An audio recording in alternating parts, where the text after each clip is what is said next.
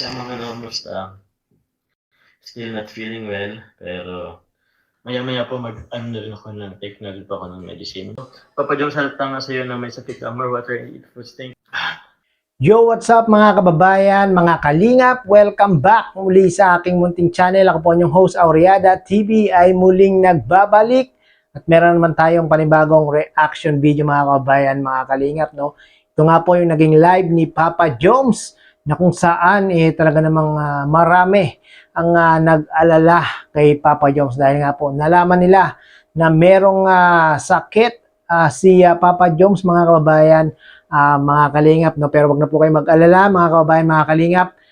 Medyo okay na po si Papa Jones, no? Medyo tinirangkaso at parang na-over fatigue itong si Papa Jones mga kababayan, mga kalingap, no? Siguro itong si Papa Jones kaya natrangkaso gawa nung part 27 mga kababayan, mga kalingap, no? Dahil nga po parang gusto niyang mapabilis na sagutin siya ni Carla, tumulong na nga po gumawa ng bahay nila Carla, no? At parang hindi pa naman yata sanay si Papa Jones na magpala, maghukay. Baka nga po gawa nung araw na iyon, no? Pero wag na po kayo magalala, okay na po si Papa Jones, no? Get well soon, Papa Jones.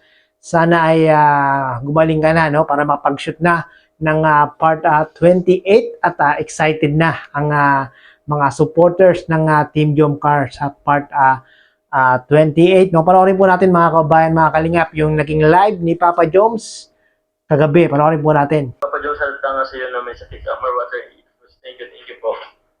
Oo nga, no, mga kababayan, mga kalingap, dito sa live ni Papa Jones, halatang halatado na may sakit si Papa Jones at yung boses niya iba, medyo malat, tapos yung mukha niya mamula-mula, tapos parang hinihingal-hingal na medyo giniginaw-ginaw oh.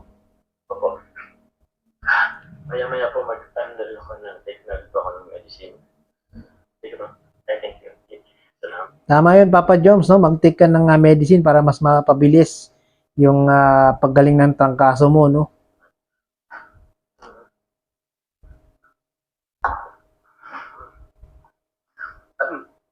Mag-video shoutout po sa inyo. Gusto ko pala congrats kay Ruel. Nag-ribbon cutting na din po si Ruel sa kanyang kabahay po kay Tita Lilian. Tama ba yun?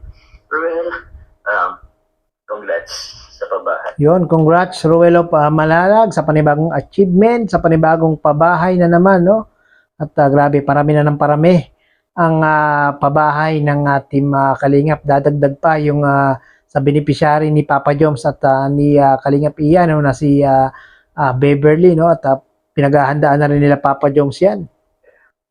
Rick Padilla, congrats po pala sa Jomcar Team. Mag-100 followers na po sa FB. Thank you po.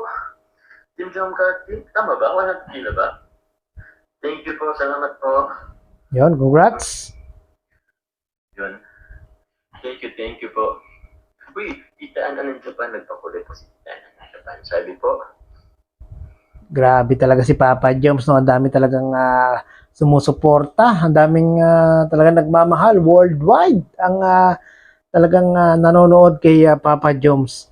Good evening, Papa Jones. Get well soon.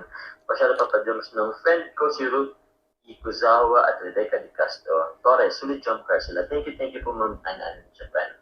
Salamat po. Thank you rin po kay Tita Marcel Maestrado. Papa Jones, baka kailangan mo ng vitamin C. Gusto ko pakiramdam mo. Yes po. Actually po, Tita, Tama yun, Papa Jones. Kailangan mong mag-take ng vitamin C, no? Kasi alam niyo naman, kayong mga charity vlogger, rain or shine, talagang non-stop ang pagtulong sa ating mga kababayan. No? Talagang dapat unahin nyo na magkaroon ng malakas na pangangatawan. No? Para na lang pag naging sakitin kayo, hindi nyo na matutulungan itong ating mga kababayan. No? Dapat talaga unang-unahin yung palakasin ang katawan, palakasin ang resistensya, no? Nagbumili po ako ng Beroka. At kailangan po natin yan. Siguro over fatigue tayo. And also, tawag yan, mainit, sobrang init po ng panahon, sobra. Tama, no, mga kababayan, mga kalingap, siguro na over fatigue itong si Papa Jones. Kasi si Papa Jones parot parito, no? Padait, panaga, halos wala na rin masyadong pahinga itong si Papa Joms. Importante rin talaga yung pahinga, no? Malaniton. So, thank you. Tawag yan, ingat po kayo sa mga dito. Drink plenty of water kasi sobrang init talaga. Stay hydrated. Grabe. Sobrang init na talaga mga kababayan, mga kalingap. Maging dito sa Antipolo, talagang iba na yung init, talagang magsa-summer na talaga. Demi Moore Enriquez, shoutout po sa inyo. Marsha Toyon, thank you. Salamat po sa mga pakulay. Sophia Montero, ito sa Papa-Diyos kailan ka pa ni Baby Carla.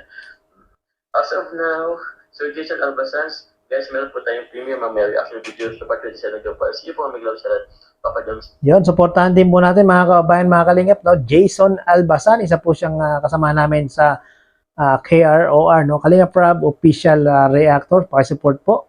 Thank you, Sir Jason Albasan. Maraming salamat po. Thank you, Sir Jason. Yun, may ano daw po, panoorin niyo po si Jason Albasan, one of Kalingap reactors. Yes. At si Chin, shoutout po sa inyo. Papa Jones, lagi po, ikaw po magdala ng pampalit mo ng damit at towel po, iwas baterya na po. Po. Nako, tama yun, Papa Joms. Lagi kang magdala ng pamalit ng damit, no? Alam naman natin, sa tuwing magbablog si Papa Joms, laging pawisin, no? Lagi nga siyang basa yung kanyang damit. Talagang importante yung importante rin yung pamalit ng damit ni Papa Joms, no?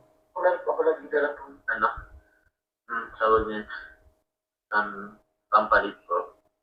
So yun po, pawisan po talaga ako, pero yun nga po.